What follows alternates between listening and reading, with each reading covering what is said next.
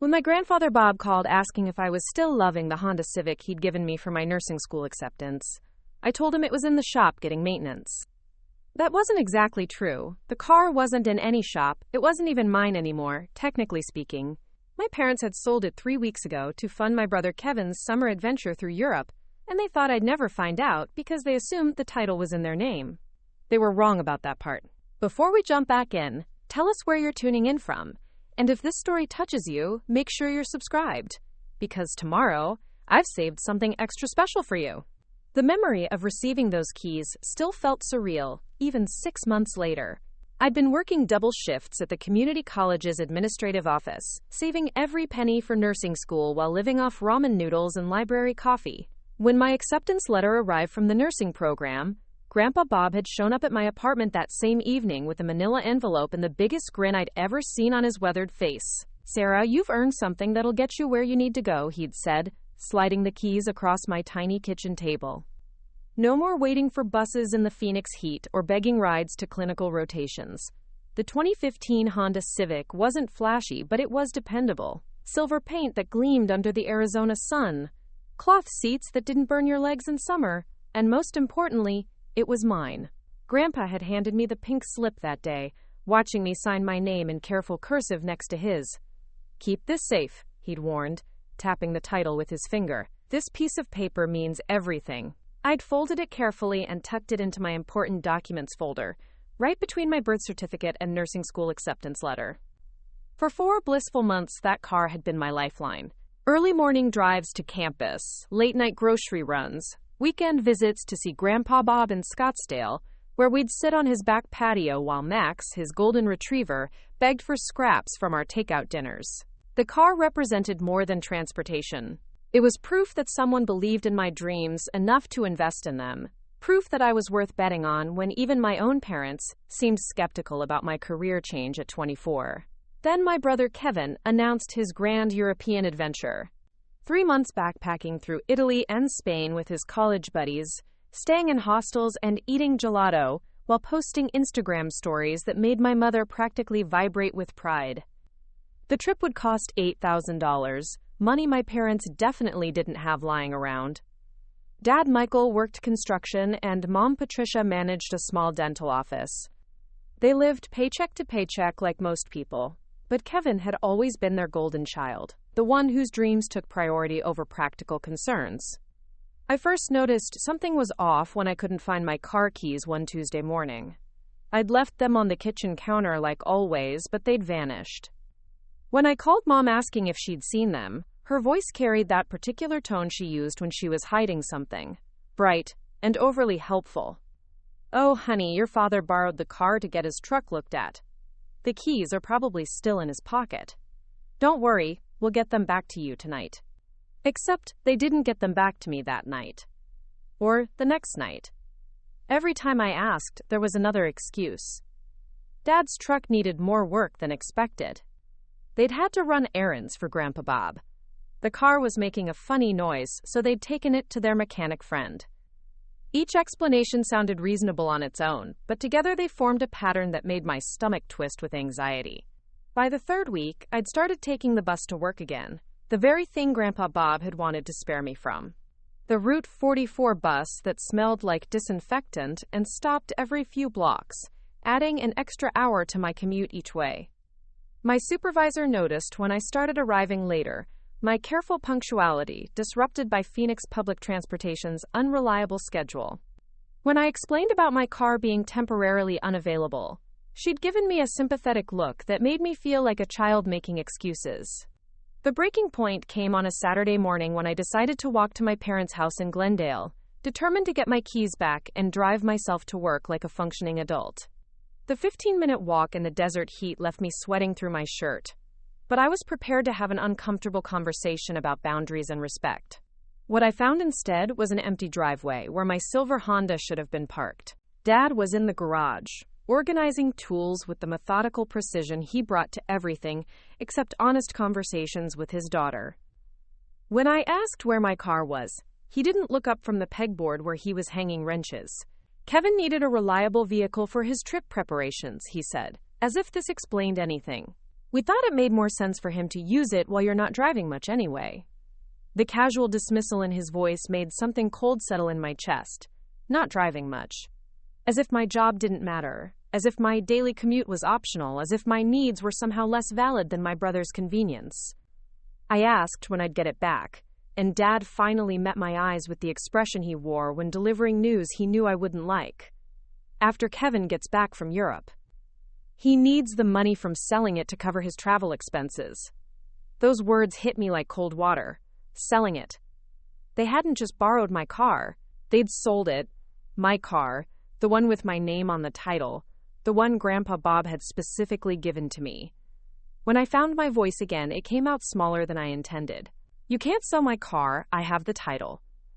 Dad's tool organizing paused for just a moment before he resumed hanging up a socket wrench. We figured you'd understand once you thought about it. Kevin's opportunity won't come again, and you can always get another car later.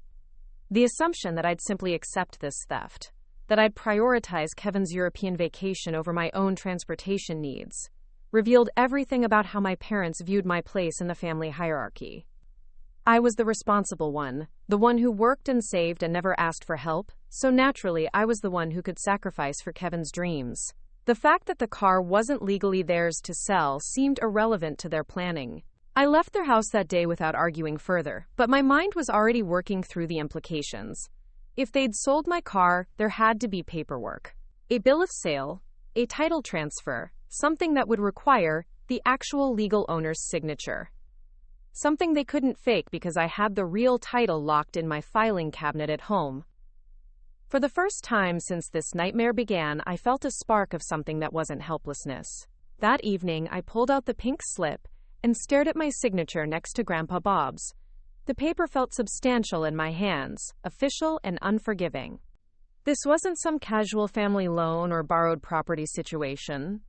This was a legal document that proved ownership, and my parents had just committed what amounted to theft.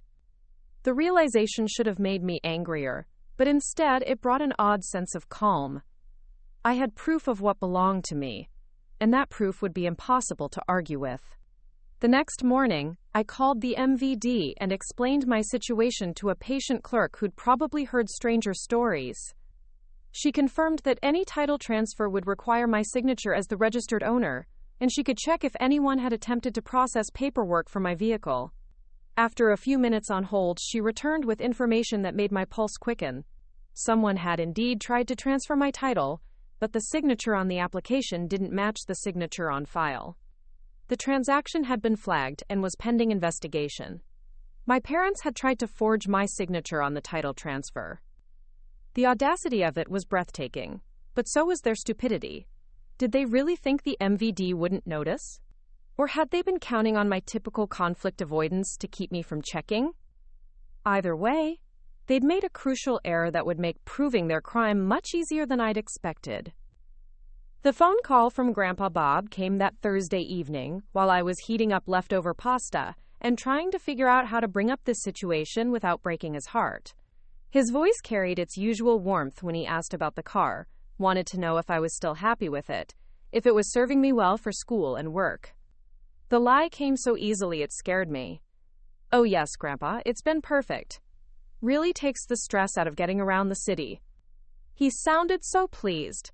So proud of his practical gift that was making his granddaughter's life easier.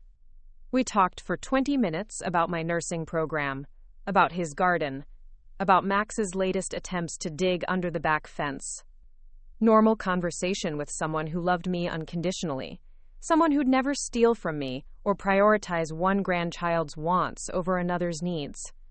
When I hung up, the contrast between his genuine care and my parents' betrayal felt like a physical weight in my chest. Memorial Day weekend arrived with its promise of family gatherings and barbecued corn, and Grandpa Bob called to invite everyone to his traditional patio party. The whole family would be there, he said, including Kevin, who was flying out to Europe the following Tuesday. Perfect timing for everyone to send him off properly. When Grandpa mentioned looking forward to seeing me pull up in the Honda, maybe even letting him take it for a spin around the neighborhood, I felt my carefully maintained composure crack just a little. I agreed to come, not because I was looking forward to family time, but because I needed to see this situation play out. I needed to know if my parents would continue their charade in front of Grandpa Bob, if they'd try to explain away my absence of transportation, if they'd double down on their lies or finally admit what they'd done. Most importantly, I needed to gauge whether Kevin knew the car he was supposedly benefiting from had been stolen from his sister. The bus ride to Scottsdale took an hour and 15 minutes, including one transfer and a 10-minute walk in the climbing heat. I dressed carefully that day, choosing a sundress that looked put together but wouldn't show sweat stains, carrying a small purse that contained my phone, some cash, and most importantly, a folder with copies of every relevant document. The title, the MVD's flagged transaction report, even a printed screenshot of the listing where my car was currently being sold online, complete with photos, and the VIN number I'd memorized. Grandpa Bob's house sat on a quiet street lined with mature mesquite trees, their filtered shade providing relief from the relentless Arizona sun. His small front yard was meticulously maintained, desert landscaping that bloomed with colorful native plants. Max bounded to the front gate when he saw me approaching, tail wagging with the pure joy that only dogs could express. Grandpa appeared on the front steps, wearing his usual weekend uniform of khaki shorts and a polo shirt, his face lighting up when he spotted me. "Sarah, there's my hardworking granddaughter," he called out, making his way down the front walk. "Where'd you park? I don't see the Honda." The question was innocent, curious, without any suspicion that something might be wrong. For a moment, I considered telling him the truth right there, laying out the whole sordid story before we even made it to the backyard. Instead, I smiled and said I'd gotten a ride from a friend, that parking was tight in his neighborhood anyway. The backyard was already alive with family members claiming chairs around the patio table, ice-filled coolers positioned strategically in the shade. The smell of charcoal and lighter fluid mixed with the desert air, creating that particular scent of outdoor cooking that triggered memories of childhood summers. My parents were there, of course, Mom Patricia, in a flowing tunic that hid her nervous fidgeting, Dad Michael manning the grill with his typical focused intensity. Kevin sprawled in a lawn chair, showing vacation photos on his phone to anyone within earshot. Nobody mentioned my arrival by bus. Nobody asked about the car. The absence of questions felt deliberate, orchestrated, like a family conspiracy to avoid acknowledging the elephant in the backyard. I accepted a cold soda and found a chair near the edge of the patio, positioning myself where I could observe everyone, without being the center of attention. This was going to be a performance, and I wanted to see how well my family could act when the truth was sitting right there among them. Grandpa Bob moved between his guests with the easy hospitality he perfected over decades, making sure everyone had drinks and snacks, adjusting the patio umbrella to block the harshest sun, asking about jobs and school and neighborhood gossip. When he reached Kevin, his voice carried a special note of excitement. "So you're up next week. I bet you're counting down the days. Your sister's car should make it easy to get to the airport. Handle all that last-minute running around." The silence that followed lasted maybe 3 seconds, but it felt eternal. Kevin glanced at our parents, then at me, his expression shifting from preparing and narrating this story took us a lot of time, so if you are enjoying it, subscribe to our channel. It means a lot to us. Now back to the story. Confusion to something approaching panic. "I don't think I'm taking Sarah's car to the airport," he said slowly, clearly trying to navigate waters he didn't understand. "Mom and Dad said they'd drive me." Grandpa Bob looked puzzled. "Well, sure, but I meant for all the preparation stuff. Shopping, errands, seeing friends before you leave. Having your own transportation makes everything easier." He turned to me with that familiar warm smile. "I bet you don't mind sharing with your brother for his big adventure, right, Sarah?" This was it. The moment when I could either continue the lie or blow up their careful deception. Every eye in the backyard was suddenly focused on me, waiting to see what I'd say. My parents' expressions were carefully neutral, but I could see the tension in Mom's shoulders, the way Dad's grip tightened on his grilling spatula. Kevin looked genuinely confused, like he was missing crucial information about a situation that somehow involved him. I could have said yes, could have played along for Grandpa's sake, could have preserved family peace for one more afternoon. Instead, I heard myself saying, "Actually, Grandpa, there's something you should probably know about the car." The words hung in the desert air like smoke from the grill, and I watched as every face around the patio shifted from casual interest to something much more alert. Mom Patricia's hand froze halfway to her mouth, the chip she'd been eating suddenly forgotten. Dad Michael's spatula stopped its rhythmic flipping, leaving the burgers to sizzle unattended. Kevin sat up straighter in his lawn chair, his phone sliding forgotten into his lap. But it was Grandpa Bob's expression that made my chest tighten. The easy warmth in his eyes flickered, replaced by something sharper, more focused. He'd lived 73 years on this earth, raised 4 children, built a successful auto repair business from nothing, and survived enough family drama to recognize when something serious was brewing beneath the surface of a holiday barbecue. "What kind of something, Sarah?" he asked quietly, his voice carrying that particular tone he'd used when I was 8 and had tracked mud through his house, then tried to blame it on Max. It wasn't anger, exactly, but it was the sound of someone who expected honesty and wouldn't accept anything less. I glanced around the patio one more time, taking in the spread of potato salad and corn on the cob, the festive red, white, and blue tablecloth, the relaxed Memorial Day atmosphere that was about to get very uncomfortable. These people were my family, for better or worse, and what I was about to say would change everything between us. But the alternative was letting them continue to treat me like someone whose possessions and feelings were optional, someone whose legal rights could be ignored for the family's convenience. "Mom, Dad," I said, keeping my voice steady and direct, "would you like to tell Grandpa what happened to my car? Or should I?" Patricia's laugh came too quickly, too bright, like tinfoil crumpling. "Oh, Sarah, don't be so dramatic. Nothing happened to your car. It's just being used for Kevin's preparations, like any family would do. We're all helping each other out here." The dismissive tone, the casual reframing of theft as family cooperation, the implication that I was being unreasonable for even bringing it up, all of it crystallized into a moment of perfect clarity. This was exactly how they'd been handling me for years, smoothing over my concerns with condescending explanations and appeals to family loyalty. The difference was that this time, I had documentation. "Being used how, exactly?" I asked, pulling my phone from my purse. "Because I have some information that might surprise everyone." Michael finally looked up from the grill, his face flushed from heat and something that might have been guilt. "Sarah, let's not turn this into a big thing. We can discuss it privately later." "No," I said, surprised by how calm my own voice sounded. "We're going to discuss it right here, right now, in front of the person who actually owns the car you sold." The word "sold" hit the patio like a thunderclap. Kevin's head snapped up, confusion written clearly across his features. "What do you mean, sold?" he asked. "Mom said they were just letting me borrow it for errands." I opened my phone and navigated to the screenshots I'd saved, the ones showing my silver Honda Civic listed for sale on 3 different websites. "Here's what I mean," I said, holding the screen where everyone could see it. "This is my car being sold online for $7,000, posted 2.5 weeks ago by someone using Dad's email address."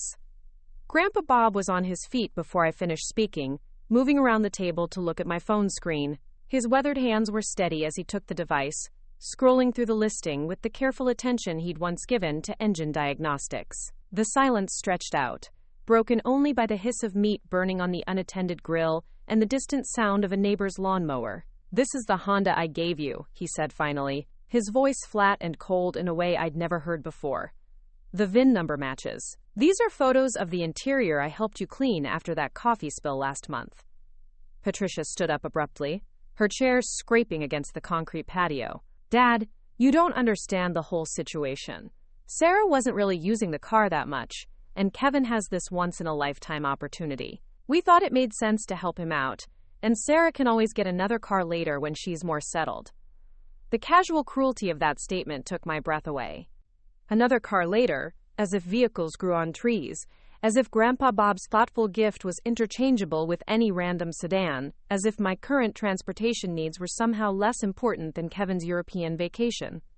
But it was Grandpa Bob's reaction that really stunned me.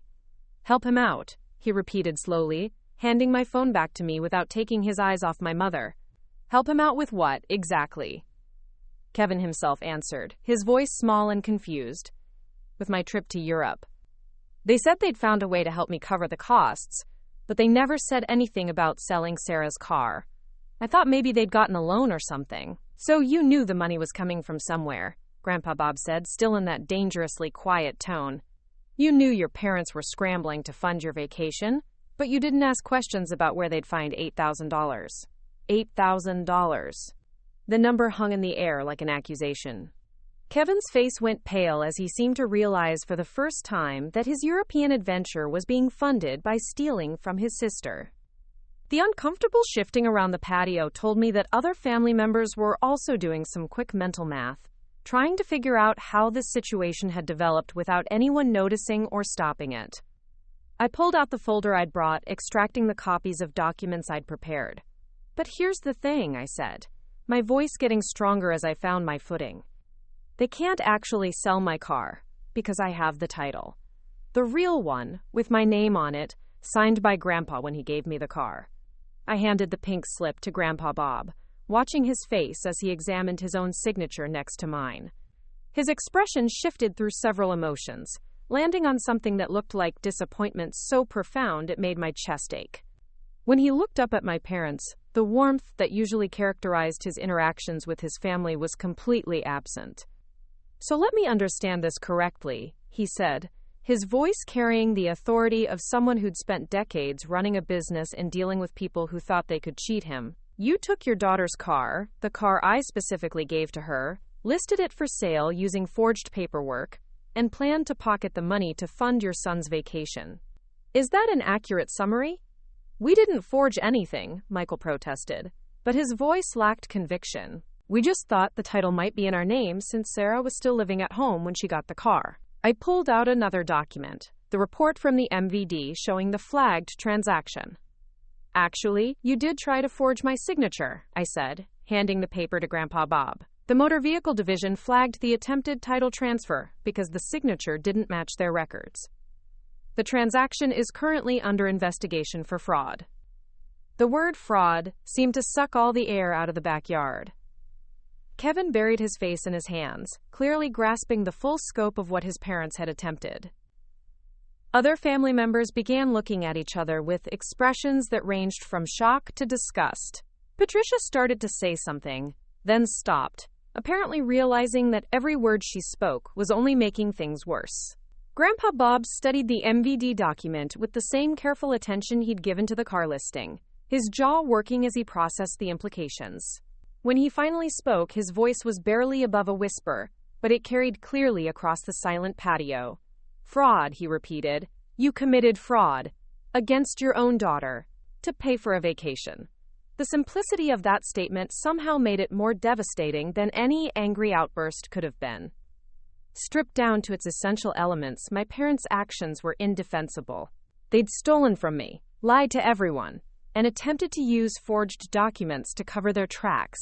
Also, Kevin could eat gelato in Rome and post photos on Instagram. I need to know something, Grandpa Bob said, turning to Kevin. Did you know they were planning to sell your sister's car? Kevin shook his head miserably. I swear I didn't know. They just said they'd found a way to help with the money. And I was so excited about the trip that I didn't ask questions. If I'd known they were taking Sarah's car, I would have told them to forget it. And what about now? Grandpa Bob asked. Now that you know the truth, what are you going to do? Kevin looked up at his brother, then at our parents, then back at me. His face was flushed with embarrassment, and something that might have been shame. I'm canceling the trip, he said quietly. I can't go to Europe knowing it's paid for by stealing from my sister. That's not necessary, Patricia said quickly, her voice taking on a pleading quality. We can figure something else out. Maybe take out a personal loan, or Kevin can delay the trip for a year while he saves up. But Grandpa Bob was shaking his head, his expression grim. No, Patricia. Kevin's trip isn't the issue here. The issue is that you stole from Sarah, lied to me, and then sat here today planning to continue that lie. The issue is that you thought your daughter's property and legal rights were negotiable commodities you could trade away for your son's convenience. He stood up slowly, his 73 years suddenly visible in the careful way he moved. I'm going inside to call my lawyer, he announced. Sarah, I want you to come with me. We're going to discuss your options for dealing with this theft, and then we're going to make sure you get your car back immediately. Wait, Michael said, finally abandoning his post at the grill. Dad, let's not involve lawyers. This is a family matter. We can work it out among ourselves. The look Grandpa Bob gave his son-in-law could have frozen water in the Arizona heat. A family matter, he repeated. Michael, when you steal from someone and commit fraud, it stops being a family matter and becomes a criminal matter. The only reason Sarah might choose not to press charges is because she's a better person than you deserve. I followed Grandpa Bob into his house, leaving behind a patio full of stunned family members and an increasingly uncomfortable silence. His home office was a small room off the kitchen, dominated by an old oak desk and filing cabinets that held decades of business records. He closed the door behind us and gestured for me to sit in the leather chair across from his desk. First things first, he said, picking up his phone. I'm calling Tom Rodriguez, my attorney. He's handled family legal matters for me before, and he'll know exactly how to proceed with getting your car back and dealing with the fraud charges.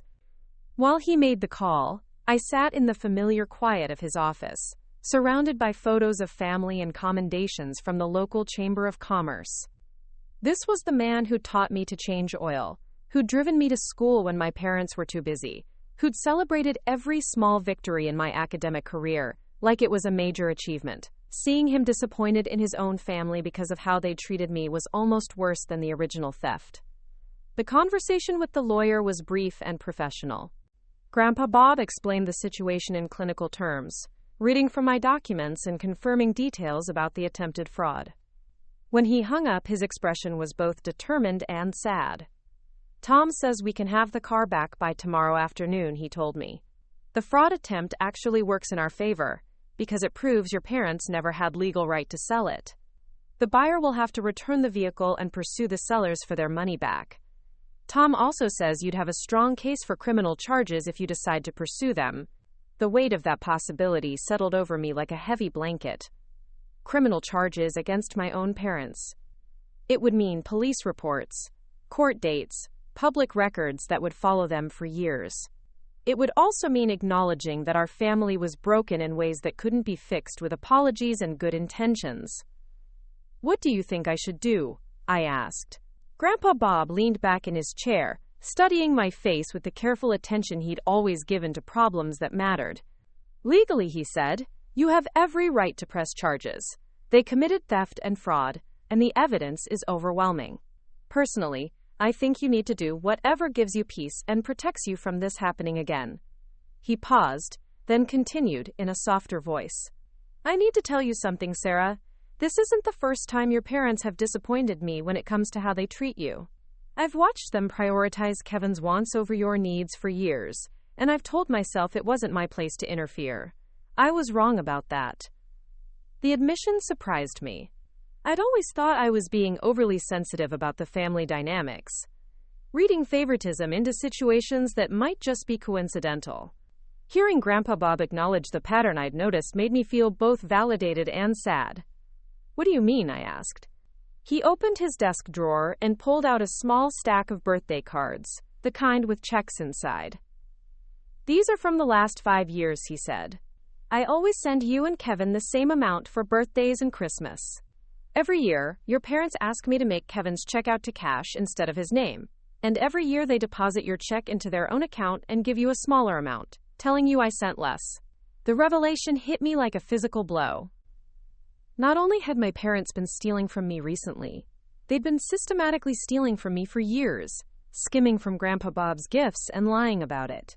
The pattern of disrespect and theft went back much further than I'd realized. How long have you known? I asked. I suspected for a couple of years, but I confirmed it last Christmas when I asked you directly what you'd bought with my gift money. You mentioned a $40 sweater, but I'd sent you $200. When I confronted your mother, she said you'd asked her to help you save most of it, that you were bad with money. Another lie, another manipulation, another way they'd controlled the narrative to make me look irresponsible, while they profited from deceiving both Grandpa Bob and me. The scope of their betrayal was breathtaking. And I was beginning to understand that this current situation wasn't an aberration, but part of a long-standing pattern. I want my car back, I said finally, and I want them to know that this behavior stops now. But I don't think I want to put them in jail. Grandpa Bob nodded approvingly. Tom can handle getting the car back without criminal charges, but he'll make it clear that any future theft or fraud will result in immediate prosecution. Sometimes, the threat of consequences is enough to change behavior. We rejoined the family gathering to find a much subdued group of people picking at their food and avoiding eye contact. Kevin was sitting alone at the far end of the patio, staring at his phone with an expression of misery. My parents were huddled together near the grill, engaged in what looked like an intense whispered conversation. The announcement was simple and direct. Grandpa Bob stood at the head of the table and informed everyone that the car would be returned by tomorrow evening, that the attempted fraud would be reported to the authorities as a warning but not prosecuted, and that any future interference with my property would result in criminal charges. The drive home was quiet, Kevin offering to pay for a rideshare service since the bus would take too long in the holiday heat. During the 20-minute ride, he apologized repeatedly for not questioning where the money was coming from, for being so focused on his own excitement that he'd ignored obvious red flags. I don't blame you, I told him honestly. You trusted our parents to handle things ethically, the way any reasonable person would. The fact that they violated that trust isn't your fault. But I should have asked more questions, he insisted.